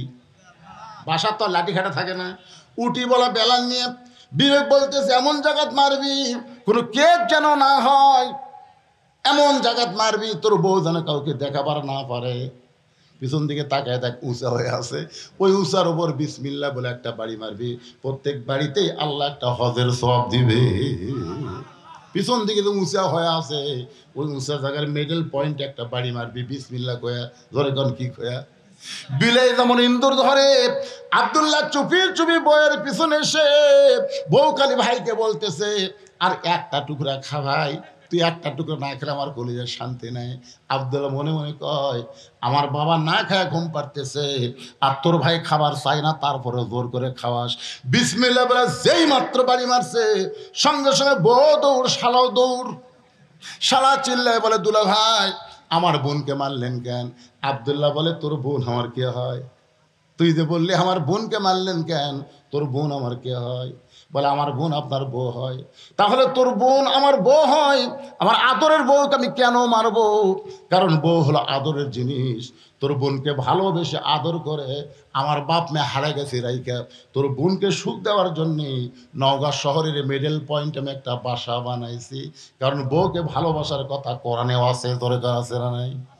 আল্লাহ কোরআনে বললেন হুন্না লিবাসুল লাকুম ওয়া আনতুম লিবাসুল লাহুন্না। স্বামী হলো বিবির পোশাক, বিবি হলো স্বামীর পোশাক। নবী আমার বসে আছেন ঘরের ভিতরে, এমন সময় মা আয়েশা ঘরের মধ্যে ঢুকলেন। উম্মাহাতুল মুমিনিন আমাদের মা আয়েশা যখন ঘরের মধ্যে ঢুকলেন নবী সঙ্গে সঙ্গে ঘরের দরজা বন্ধ করে দিলেন। মা আয়েশা থরথর করে কাঁপতেছে। আল্লাহ রাসূল বলে আয়েশা কি জন্যে কাঁপো? বলে আপনার জুতার পরশে আল্লাহর আরশ ধন্য হয়ে গেছে। সেই নবীর সামনে যদি আমার কোনো বেয়াদবি হয়। রাসূল মুস্কি মুস্কি হাসের বলে আয়েশা একজন নবীর জুতার পরশে আল্লাহর আরশ ধন্য হয়েছে। একজন নবীর জুতার পরশে আয়েশা বলে হুজুর আপনি তো সেই নবী। রাসূল বলে আমি সেই নবী ছিলাম যতক্ষণ দরজা খোলা ছিল, দরজা বন্ধ হয়ে গেছে আমি আর নবী নাই, আমি হলাম স্বামী আর তুমি আমার বিবি। সঙ্গে সঙ্গে মা আয়েশা দৌড়ে এসে নবীর বুকের মধ্যে মাথা ঢুকায় কান্দের বলে আল্লাহ আমার নবী শুধু বিশ্ব নবী না, আমার নবী হলেন পৃথিবীর 1 নম্বর স্বামী। বউকে ভালোবাসার কথাও ইসলামে আছে না নাই? জোরে করে আছে না নাই? আমার সে আদরের বউকে বাসা বানাইছি। আয় আয়, কি জন্যে মারলাম তোর একটু দেখাবার চাই। শালা বলে, দুলা ভাই আমাকেও মারবেন নাকি? বলে তোকে মারবো না, তোকে একটু দেখাবো। এবার জানলার পাশে নিয়ে গেলে, তাকায় দেখতো ভিতরে লোকটাকে। বলে আপনার বাবা কখন আইছে? বলে 9টার সময় এসে না খেয়ে ঘুমাইস। শালা চমকেটে বলে, দুলা ভাই 11টার সময় এসে আমি 5 তরকারি দিয়ে গরম ভাত খাই, আর 9টার সময় আপনার বাবা না খায় ঘুমাইলো, কারণ কি? আব্দুল্লাহ বলতে, কারণ হলো তোর বোনের মাজা বেদনা, পেট শিরশির করে, আমার বাবার সামনে খাবার দেয়নি বলে বাবা দুঃখ করে না খায় ঘুমাইছে। এখন বল আমার আমল কি, বল আমি কি করব? শালা বলতে, দুলা ভাই আর একটা মারেন। আর একটা মারেনি, মানুষের জাত না। ই বাপের আত্মীয় পছন্দ করে, শ্বশুর আত্মীয় 2 চোখে দেখবার পারে না। এরকম বেয়া সাইজা বউ আছে না নাই? এ কথা কেন আছে না নাই? বেয়া সাইজা বউকে সাইজ করার কথাও আল্লাহর ইসলামে আছে। আব্দুল্লাহ একটু মনোযোগ দিয়ে শোনেন। ওমর ফারুকের চোখ দিয়ে দর দর করে পানি পড়তেছে। কিছুক্ষণ আগে সালাম দিলে যেই বেটা আমারই কইছে আপনি কে ভাই, আবার এখনই বলতেছে বাবা আমাকে কেমন ভাই বেঁধে রাখলো, বাবা মেহেরবানি করে আমার পায়ের বাঁধন খুলে দেয়। হযরত তোমার আবু শামাকে বাঁধায় রাখা অবস্থায় চিৎকার করে বললেন, জল্লাদ জল্লাদ। সঙ্গে সঙ্গে সমস্ত সাহাবী চমকে উঠল। ওমর ফারুক যখন জল্লাদকে ডাকতেছে, তাহলে অবস্থা খারাপ। কি ডাকতেছে? জল্লাদ বোঝেন আপনার? জল্লাদ বোঝেন? জল্লাদ শাহজাহান কিছুদিন আগে মুক্তি পাচ্ছে। কি ভাই জল্লাদ শাহজাহান? আমি ফেসবুকে দেখলাম, খবরে দেখলাম, জল্লাদ শাহজাহান অনেক আসামিকে জেলখানায় কি দিছে? ফাঁসি দিছে, ফাঁসি। তো একজন সাংবাদিক বলতে, জল্লাদ শাহজাহান ভাই আপনি যে এত মানুষকে ফাঁসি দিলেন, এই ফাঁসি দেওয়ার সময় আপনার অভিজ্ঞতা কি? তখন বলে একটা অভিজ্ঞতা আছে, সেটা বললে আবার হক জেলের জল লাগবে। একটা অভিজ্ঞতা আছে, সেটা বললে আবার হক জেলের জল লাগবে। চিন্তা করেন কি অভিজ্ঞতা। উনি একটু অ্যাঙ্গেলে বলছেন আর কি, ইশারায়, যে একজন আসামিকে ফাঁসি দেওয়ার জন্য তাকে নিয়ে আসা হচ্ছে, যাই দেখি সে নামাজের মধ্যে আছে। কার মধ্যে আছে? 12টার সময় ফাঁসি কার্য করা হবে, নামাজ পড়তেছে। 12:15 সময় নামাজ যখন শেষ করলো, তাকে বলা হলো চলেন ফাঁসির মঞ্চ প্রস্তুত, আপনি চলেন। সে বলতেছে আলহামদুলিল্লাহ আমার কোনো আপত্তি নাই। এই বলে লোকটা ফাঁসির মঞ্চের দিকে আনন্দ নিয়ে আসতেছে। আর সময় আমাকে বলতেছে, কে ভাই আমার মাথার চুলের সাইজ তো ঠিক আছে, তোমার কাছে চিরুনি হবে, চুলটা একটু সাইজ করি। পরে চিরুনিয়া মাথা এখনই ফাঁসি হবি, তার চুল সাইজ করতেছে। হাসতে হাসতে ফাঁসির মঞ্চে গেল। জল্লাদ শাহজাহান বুঝাইলো, আল্লাহর কতগুলো বান্দা ফাঁসির মঞ্চে যায়, বিশ্বাস করে ফাঁসির মঞ্চ না, তাদেরকে জান্নাতের দরজায় আহ্বান করা হচ্ছে। তোর কোন কথা ঠিক কিনা? আল্লাহ কোরআনে বলেন, ওয়ালা তাকুলু লিমান ইউকতালু ফি সাবিলিল্লাহি আমওয়াতুন বাল আহইয়াউ ওয়ালাকিন লা তাশউরুন। আজকে ফিলিস্তিন মুসলমানকে যে ইসরায়েলের ইহুদির বাচ্চারা হত্যা করতেছে, আপনার কি মনে করেন ওরা মারা যাচ্ছে? আল্লাহর কোরআনের আয়াত অনুযায়ী কেউ মারা যাচ্ছে না, বরং সবাই চির অমর হয়ে জান্নাতের মধ্যে ঢুকতেছে। সুবহানাল্লাহ। আল্লাহ রাস্তায় যাদেরকে হত্যা করা হবে, আল্লাহ বলেছেন তাদেরকে তোমরা মৃত্যু বলো না। জল্লাদ বলার সঙ্গে সঙ্গে জল্লাদ এসে হাজিরে, আমির আল মুমিনিন আমারে ডাকলেন কেন? বলে ডাকার কারণ হলো আমার আবু শামা মদ পান করছে। সমস্ত সাহাবীরা চমকে উঠছে, এই জিনিসটা কেউ জানতো না। ওমর ফারুক আমার আবু শামা মদ পান করেছে, তাকে 80টা দৌড়া মারো, 80টা বেত্রাঘাত করো। এই বলে আবু শামাকে বেত্রাঘাত করার জন্য ওমর ফারুক জল্লাদের হাতে চাবুক দিয়ে দিলেন। আমার সামনেই তুমি বেত্রাঘাত করো। জল্লাদে একটা চাবুক মারছে, ওমর ফারুক এরকম চেয়ারে বসে আছে। জল্লাদ দ্বিতীয় চাবুক মারছে। মারা লাগবে কয়টা? জোরে বলেন কয়টা? 2টা মারতে হযরত ওমর চেয়ার থেকে উঠে বলতে, এ জল্লাদ তুমি যে আমার সন্তানকে চাবুক মারতেছো, সত্য করে বলো তো, তুমি কার খেয়ালে মারতেছ? আমার খেয়ালে না আল্লাহর খেয়ালে? তুমি আমার ছেলেকে কয়টা মারলা? 2টা চাবুক মারলা। তুমি সত্যি করে বলো, এই 2টা চাবুক তুমি কার খেয়ালে মারছা? আমার খেয়ালে না আল্লাহর খেয়ালে? জল্লাদ বলতেছে আপনি সামনে বসে আছেন আর আল্লাহ আছে গোপনে। তো সামনে বাদ দেওয়া, গোপনের কথা মনে হয়? আজকে বাংলাদেশ সরকার আছে সামনে, আল্লাহ আছে গোপনে। আমরা বক্তারা ওয়াজ করবার গেলে কার খেয়ালে ওয়াজ করি? আল্লাহর খেয়ালে ওয়াজ করলে জেলখানা ঢোকা লাগবে। কি মনে হয়? কথা হয় না। খেয়ালেতে রাখো মন, খেয়ালো অমূল্য ধন, খেয়ালো হারাইয়া গেলে, খেয়ালো হারাইয়া গেলে সব হবে তার কারণ। পুলিশ ধরার ভয়ে সব লোকে আছে, আজরাইল ধরার খেয়ালই নেই। আপনারা বলেন তো, মুসলমানের কাছে পুলিশ ধরার গুরুত্ব বেশি না আজরাইল ধরার গুরুত্ব বেশি?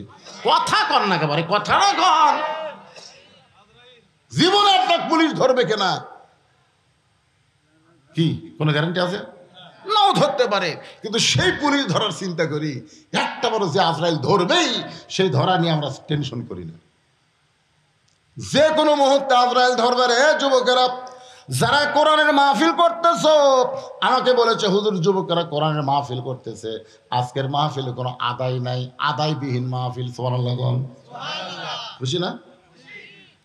আপনারা কি বলেন, এই যুবকেরা কোরআনের মাহফিল করার পাশাপাশি যদি 5 ওয়াক্ত নামাজ আদায় করে, কয় ওয়াক্ত? 5 ওয়াক্ত নামাজ পড়ে, কাজটা ভালো হবে না?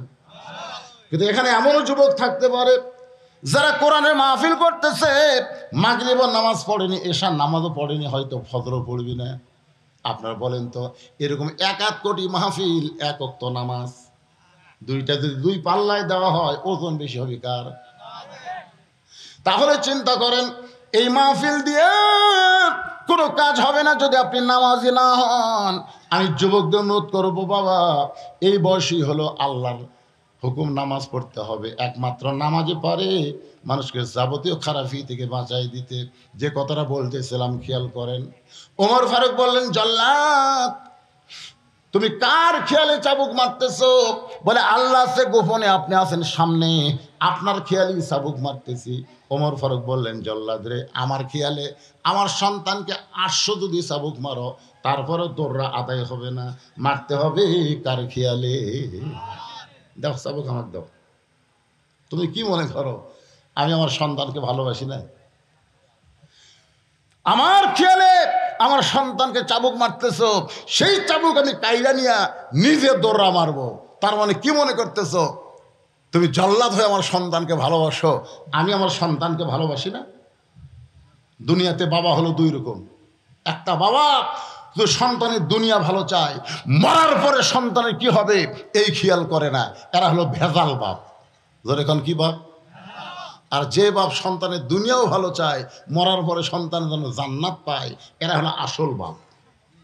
তা আপনারা কোন বাপ? না না, আপনারা যে এটি বাপ নাই, আপনার কি বাপের দল আছে না নাই? তা আপনার কোন বাপ? আপনি একলাই ফজরের নামাজ মসজিদের সামনে কাতারে পড়েন, আর আপনার আইডিয়া ঘুম পাড়ে। আজানের আগে আইডিয়া ছিল 3.5 হাত, আইডিয়া 3.5 হাত ছিল, আজান শোনার পর 2.5 হাত আছে। এরকম ছেলে আছে না নাই? যেরকম আছে না নাই? আজানের আগে 3.5 হাত, যখন আজান শুরু হয়েছে ফজরের, আর সালাত খায়রুলের নাম শোনার সাথে সাথে ওই ল্যাপ দিছে মাথার ওপর, ল্যাপ মাথার উপর দিছে। এখন পাও যেবার হয়, পাও টানা বুকের কাছে থুছে, বেড়া থেকে মনে হচ্ছে চাউলের বস্তা ঠেকাতে, কে রে, পাও নাই মাথাও নেই। বাপ আস্তে আস্তে ঘরের মধ্যে গিয়ে ল্যাপ টান দিয়ে দেখে ল্যাপের ভিতরে ব্যাটার সাইজ আর সকালবেলা সাইড টিপে কুত্তের সাইজ, একই সাইজ।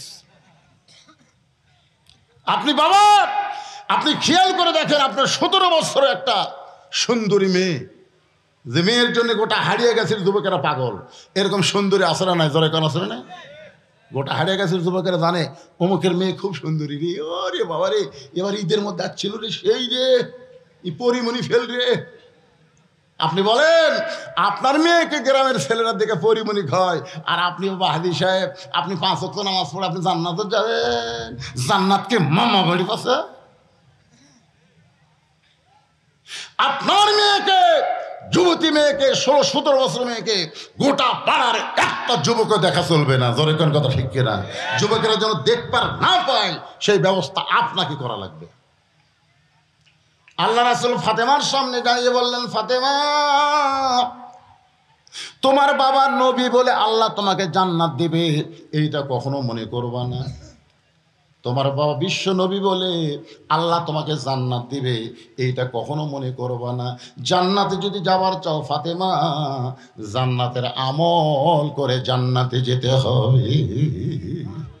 কে বলতেছে? কথা কয় না। কে বলতেছে? আল্লাহর নবী তার মেয়েকে বলতেছে। ফাতেমা চোখের পানি বের করে বলে, বাবা, এতদিন মনে করতাম আমার বাবা বিশ্ব নবী আল্লাহ আমাকে জান্নাত দিবে। রাসূল বলে, ফাতেমা, এটা কখনো মনে করবা না। জান্নাতে যেতে গেলে তোমাকে আমল করা লাগবে। ফাতেমা বলে, বাবা, কি আমল করব যে আমল করার কারণে আল্লাহ আমাকে জান্নাত দিবে? রাসূল বললেন, মাত্র 4টি আমল করবে মা। 4টা আমল করলে আল্লাহ তোমার জন্য 8টা জান্নাতের দরজা খুলে দিবে। এ মায়েরা, যারা পর্দার অন্তর আছেন একটু মনোযোগ দিয়ে শোনেন। 1 নম্বর আমল হলো 5 ওয়াক্ত নামাজ। মেয়েরা হয়তো মসজিদে 5 ওয়াক্ত নামাজ পড়তে পারবে না। যখন মসজিদে নামাজের আজান দেয়, ওই আজান দেওয়ার পরপরই ওয়াক্তের মধ্যেই যদি নামাজ পড়ে, রাসূল বলেছেন পুরুষেরা মসজিদে নামাজ পড়ে যে সওয়াব পাবে, মেয়েরা বাড়িতে নামাজ পড়লে একই সমান সওয়াব আল্লাহ। তবে ওয়াক্তের মধ্যে পড়তে হয়। মেয়েরা দেখবেন রোজা থাকার দিক দিয়ে পটু, কিন্তু নামাজের দিক দিয়ে একটু অলস। এবারে কথা কন না খেয়ে আপনার বাড়ির বৌমা নাই, বুঝতে পারছেন না? না হলেও 100 মেয়ে আমাকে মোবাইল করতে, হুজুর সাওয়ালের রোজা যে 6টা রোজা, এটা কি এই মাসেই করা লাগবে না অন্য মাসে খোলে চলবে? তা আমি বলছি, মা, এই মাসে। একটা মরদ আমাকে আজ পর্যন্ত মোবাইল করেনি। হুজুর এই যে 6টা রোজা, দেখবেন মরদেরা কিন্তু এই 6 রোজার নাই, কিন্তু মেয়েরা শতকরা 100 জনে এই 6 রোজা করতেছে। রোজার দিক দিয়ে 1 নম্বর, কিন্তু নামাজের ব্যাপারে মায়েরা শোনেন, 1 নম্বর হলো নামাজ, 2 নম্বর হলো রমজান মাসে রোজা, 3 নম্বর স্বামীর কথা মতো চলা, আর 4 নম্বর হলো সতীত্বের হেফাজত, পর্দা করা। ফাতেমা বললেন, বাবা, এই 4টি আমলের মধ্যে সবচাইতে গুরুত্বপূর্ণ আমল কোনটা? রাসূল বলেন, ফাতেমা, 24 ঘন্টার মধ্যে 5 বার নামাজ পড়লে হবে, 12 মাসের মধ্যে 1 মাস রোজা রাখলে হবে। স্বামী যখন কাছে থাকবে স্বামীর খেদমত করলেও চলবে, কিন্তু সতীর হেফাজত, পর্দা করা, এর কোনো সময় নাই মা, এটা সব সময় করতে হবে। পর্দার কোনো সময় আছে নাকি? বুড়ি হলে দাদির গাঁত বোরকা আছে, লাতির গাঁত নাই। কে দাদি বোরকা পড়ছেন কেন? মরা লাগবে ভাই, বোরকা মরার জন্যে, অথচ নাতির গাঁত নাই। আপনারা বলেন, আপনাদের গ্রামে কেউ যদি 50 বছর আমের গাছের গোড়াত বেড়া দেয়, এবারে বেড়া কেন? গরু ছাগল যদি খায়, গরু ছাগল 50 বছর আমের গাছ খাবি? বেড়া যদি দিবার চাও, ওই লকা পাতা বাড়াচ্ছে ওই গাছত বেড়া দাও। তার মানে বুড়ি মানুষের কোনো বোরকা লাগবে না, মরার পরে 5 কাপড় লাগবে না, কিন্তু যুবতী অবস্থায় বোরকা পর্দার মধ্যে থাকা লাগবে। আজকে দেখেন মরার পরে 5 কাপড়, তারপর খাটনি আবার চাদর দিয়ে ঢাকছে। বাংলার মুসলমান বুঝাইলো মেয়ে মানুষের পর্দা হলো মরার পরে, মরার পরে পর্দা না। যুবতী অবস্থায় পর্দা মেনেছে ফাতেমা, সবসময় আল্লাহর কাছে দোয়া করছে, আল্লাহ ফাতেমার মৃত্যু তুমি পর্দার মধ্যে দিও। আল্লাহ তাআলা তার দোয়া কবুল করেছে। যেই রাত্রে ফাতেমা দুনিয়া থেকে বিদায় নিবে, স্বামীকে বুকের মধ্যে নিয়ে বুকের মধ্যে মুখ ঢুকায় কান্না শুরু করে দিলেন। আলী বলে, ফাতেমা কান্দার কারণ? বলে, আল্লাহ তাআলা আজকে গভীর রাত্রে আমার মৃত্যু দিবে। এই খবর শোনার সঙ্গে সঙ্গে হয়তো আলী সাপ করে পড়ে যায়। গাছের গোড়া কাটলে গাছটা যেমন পড়ে, তেমনি পড়ে গেলেন হযরত আলী ঘরের মাঝায়।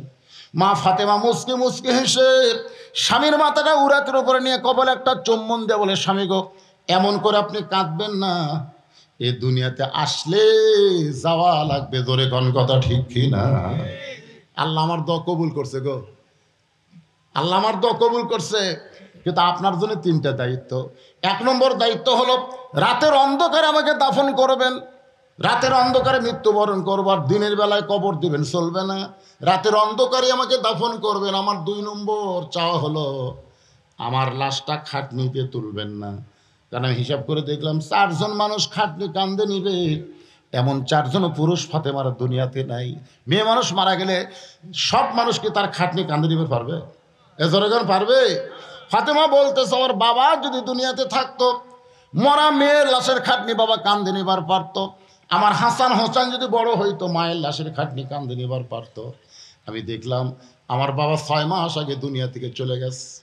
হাসান হোসেন এত ছোট, একজনের বয়স হলো 4 বছর, একজনের বয়স হলো 5.5 বছর। ছোট 2 বাচ্চা মায়ের খাটনি কান্দে নিবার পারবে না। আপনি শুধু আমাকে কান্দে করে নিয়ে ওই জান্নাতুল বাকির পূর্ব দিকে সবুজ রঙের একটা বাতি জ্বলতেছে, ওই বাতি পর আমাকে দাফন করবেন, আমার কোনো জানাজার ব্যবস্থা লাগবে না। সুবহানাল্লাহ, জোরে কন না খান।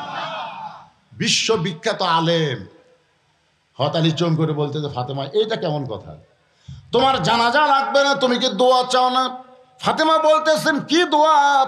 লক্ষ লক্ষ মানুষ যদি বলে ফাতেমা ভালো, আর আপনি যদি বলেন ভালো না, ওই দোয়াতে ফাতেমার 1 তিল পরিমাণ লাভ হবে না। আর দুনিয়ার তামাম মানুষ যদি বলে ফাতেমা খারাপ, আর আপনি যদি বলেন ফাতেমা ভালো, এই স্বামীর একটা দোয়াতে ফাতেমার 8টা জান্নাতের দরজা খুলে গেল। তাহলে বইয়ের দোয়া কার দরকার? কথা কয় না কেন? কার দোয়া? আর আমাদের গুলা খালি লব উল্টা কয়, খালি তুমি আমার দেখতে পারো না। গোটা হারিয়ে গেছে, খুঁজে দেখো আমার বিরুদ্ধে কেউ নেই। কিন্তু গোটা পাড়ার লোক তো ভালোবাসে। এই মেয়া, এই আপনারা বলেন তো, মেয়ে মানুষের মন জোগান লাগবে কার? পাড়ার লোকের না স্বামীর? এবার এই ওয়াজকে আপনাকে বিরুদ্ধে হচ্ছে, তো হোহা করেন না। অধিকাংশ নারীরা নিজের স্বামীর মন জাগায় না, রাস্তার মানুষের মন জোগাবার চাই। জোরের কথা ঠিক না? দুনিয়ার সমস্ত ফাতেমা বলতেছে, দুনিয়ার সমস্ত মানুষ যদি বলে ফাতেমা ভালো, আর আপনি যদি বলেন খারাপ, ফাতেমার 1 তিল পরিমাণ লাভ হবে না।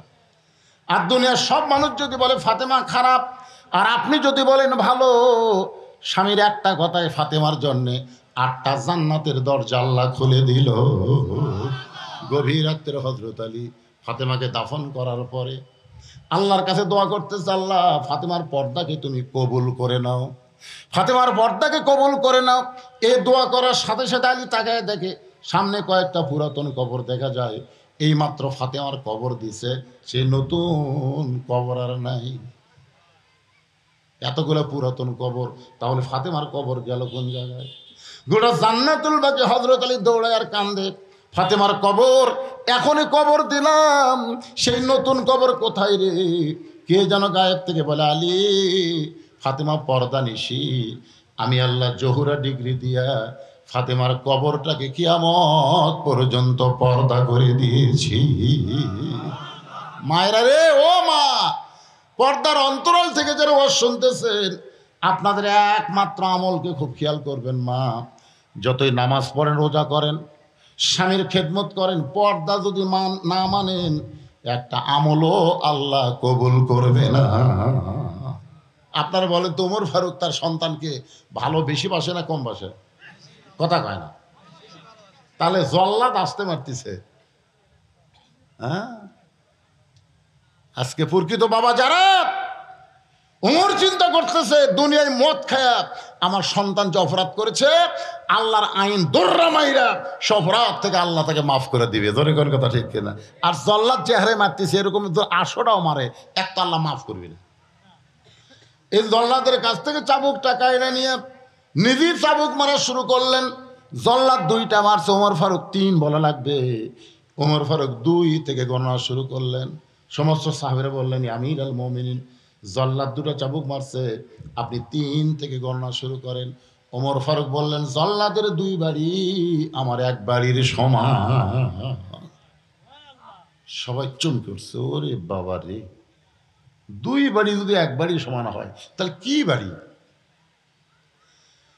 মারতে মারতে 30টা চাবুক যেই মারছে, আবু শামা বেহুশ হয়ে পড়ে গেছে। ওমর ফারুক চেয়ারে বসে বললেন, 1 গিলাস পানি দাও, একটু পানি দরকার। সাহাবেরা দৌড়ে গিয়া এক গিলাস পানি দেয়, মনে করছে বেহুশ সন্তানকে ওমর ফারুক পানি পান করাবে, কিন্তু সন্তানকে পানি পান না করায় নিজেই পানি পান করলেন। পানি পান করে বললেন, একে দৌড়া মারতে মারতে আমি ক্লান্ত হয়ে গেছি, আর ক্লান্ত অবস্থায় দৌড়া মারলে কার্যকর হবে না, এই জন্য পানি পান করে একটু সতেজ হলাম। সামান্য গিলাসের নিচে পানি ছিল, ওই পানিটা আবু শামার চেহারার মধ্যে ছিটাই দিল। যেই ছিটাই দিয়েছে, আবু শামা হুঁশ ফেরার সঙ্গে সঙ্গে ওমর ফারুক আবার চাবুক মারা শুরু করলেন। 50টা চাবুক মারার সাথে সাথে সাহাবীরা সবাই কান্না দিয়ে বললেন, ইয়া আমিরুল মুমিনিন, আর মারবেন না, আর মারবেন না, আপনার আবু শামা মারা গেছে। মানে আল্লাহর খেয়ালে দৌড়া মারতে গিয়া নিজের সন্তান যে মারা গেছে এদিকে খেয়ালই নেই। খেয়াল করতেছে কার? কথা কন না ভাই, খেয়াল করতেছে কার? আপনাদের খেয়াল কোন দিকে? আল্লাহর দিকে। আল্লাহর দিকে যদি বাংলার মুসলমানের খেয়াল থাকতো তাহলে বাংলার মুসলমান বাতিলের সাথে আপোষ করতো না। আজকে আমরা জীবন বাঁচান ফরজ মনে করছি। জীবন বাঁচান ফরজ হুজুর, জীবন বাঁচান ফরজ। সত্যি করে বলেন তো, জীবন বাঁচানো ফরজ না ইমান বাঁচানো ফরজ? তাহলে খেয়াল করতে হবে কার? আসরের নামাজ পড়ে জমির ধান দেখবার গেছে, ধান দেখবার যায় দেখে উপর জমির পানি চলমল করতেছে, নিচে ওর জমির পানি নাই। এত পানি উপর জমি, ধামারটা নাই। চারিদিকে থাকে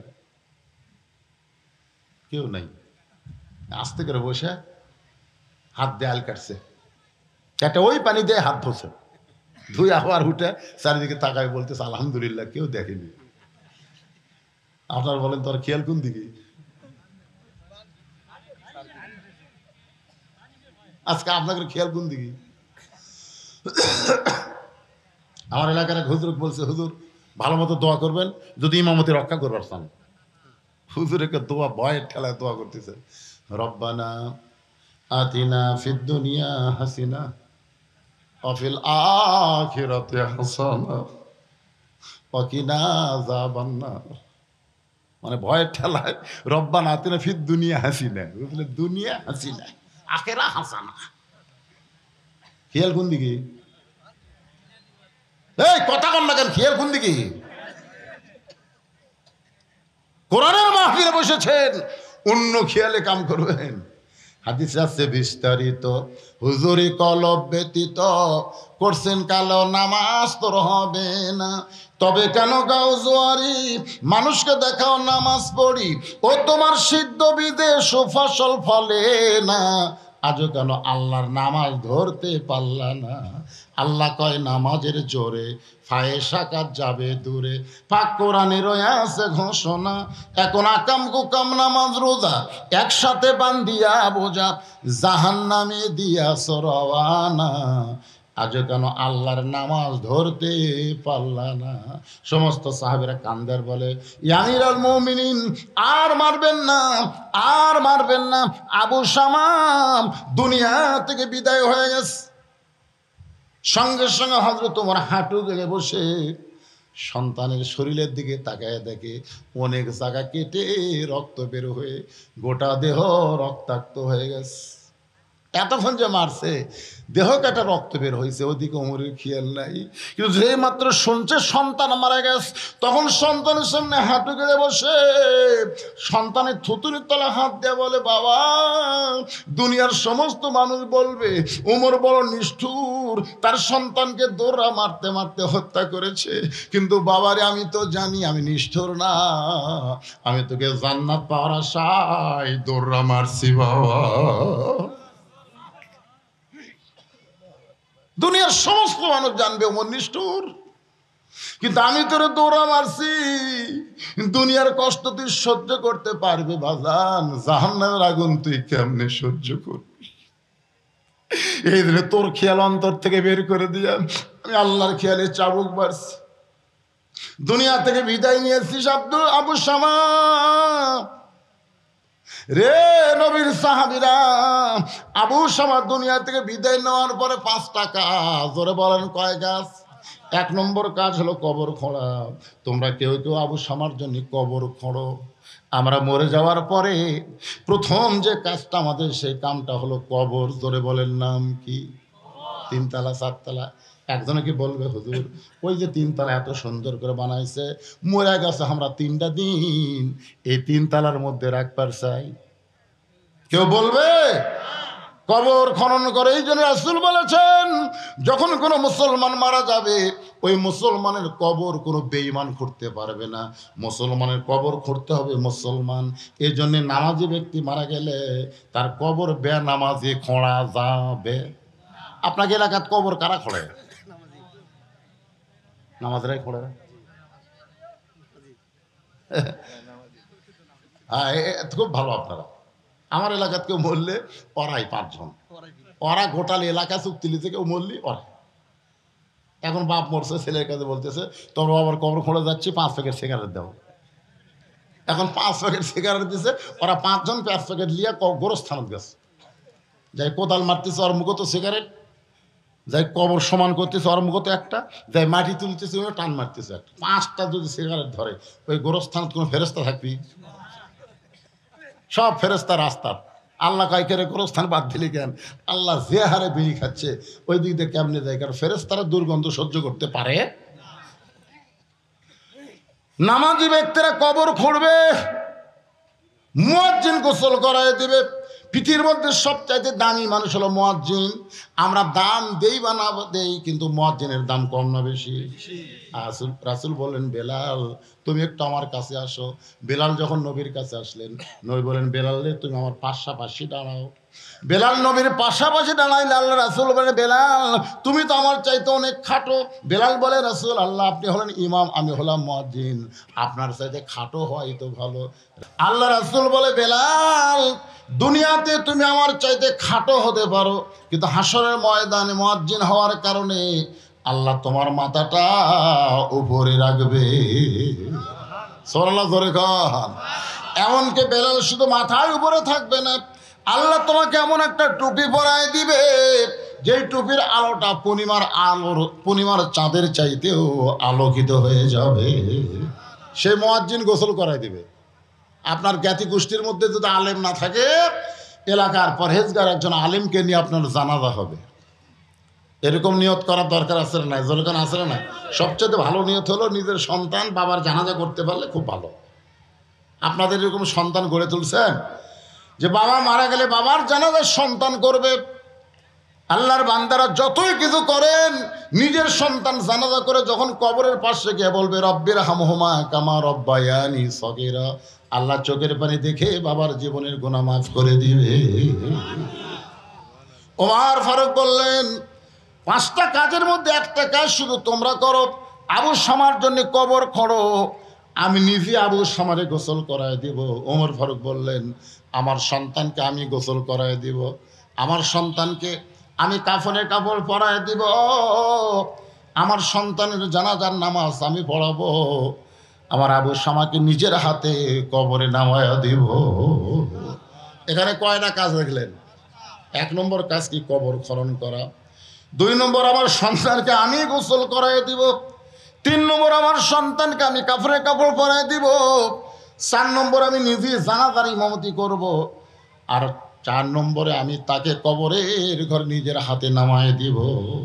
কবর খনন করার পর ওমর ফারুক তার সন্তানকে গোসল করাচ্ছেন। নিজে কেন গোসল করাচ্ছেন?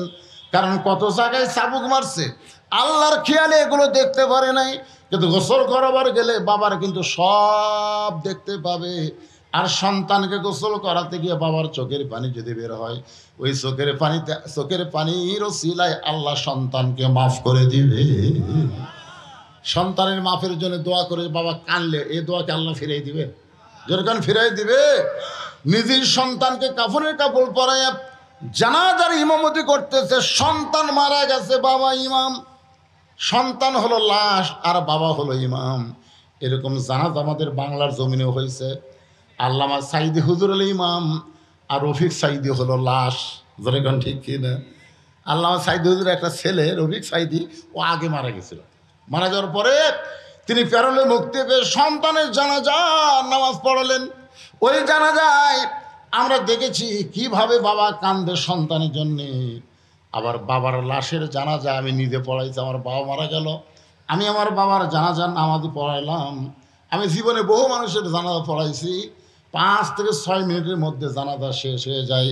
কিন্তু আমার বাবার জানাজা যেদিন পড়লাম সেদিন কিন্তু তড়িঘড়ি করে জানাজা শেষ হয় নাই। কারণ শুধু দোয়া পড়ি না, দোয়ার সঙ্গে সঙ্গে আমার চোখ দিয়ে দর দর করে পানি পড়লো। ফেরেশতা বলে, আল্লাহ, এই হুজুর জীবনে কত মানুষের জানাজা পড়ালো, খালি দোয়া পড়ছে, দোয়ার সঙ্গে পানি বের হয় নাই, আজকে দোয়াও পড়ে পানিও পড়ে। আল্লাহ বলে, ফেরেশতা, তোদের তো বাপ মা নাই, তোরা কেমনি বুঝবি? কোনো সন্তান যখন বাবার জানাজা করে আর বাবা যখন সন্তানের জানাজা পড়ায়, চোখের পানির উসিলায় বাবা আল্লাহ সব কিছু মাফ করে দেয়। ওমর ফারুক নিজের সন্তানকে কবরের ঘরে নামায় দিলেন। কবরে মাটি দেওয়ার পরে দাফন হয়ে গেল। দাফন হওয়ার পরে সবাই যখন চলে গেছে, ওমর ফারুক যায় নাই, বরং কোমর থেকে চাবুক বের করে ওই কবরের উপরে আরও 30টা চাবুক মারলেন। 50টা মাতৃ সন্তান মারা গেছে, তাই বলে বাকি 30টা মারবে না তা কিন্তু না। 30টা চাবুক কবর মারার পর ওমর ফারুক চোখের পানি নিয়ে বললেন, আল্লাহ, মদ পান করার শাস্তি হিসাবে আমি বাবা যে শাস্তি দিয়েছি, আমার সন্তান কবরে যাওয়ার পরও বাকি 30টা চাবুক মেরে আমার সন্তানের জন্য তোমার কাছে মাপ চাই। এমন একটা বিচার যদি বাংলাদেশে কেউ দেখাবার পারত, তাহলে বাংলাদেশের কোনো যুবক মদ পান করা তো দূরের কথা, মদের শব্দ মুখে আনতো না। জোরে কোন কথা কন না? হ্যাঁ, আমাদের যুব শক্তি নষ্ট হওয়ার পিছনে বিশাল একটা কারণ হলো এই নিশা, এই ইয়াবা, এই বাবা, এই ফেন্সিডিল। জোরে কোন কথা ঠিক কিনা? এর চাইতে বড় নিশায় মোবাইল আসক্তি, ফ্রি ফায়ার, পাবজি গেম খেলা, ফেসবুক চালান, টিকটক, এগুলো সব নিশা। আমাদের যুবক শক্তি যেন নষ্ট হয়, এই জন্যে নানা ধরনের পায়ে তারা চলতেছে। জোরে কোন কথা ঠিক কিনা? আমরা বুড়ে বুড়ে ভালো হয়ে লাভ আছে ভাই।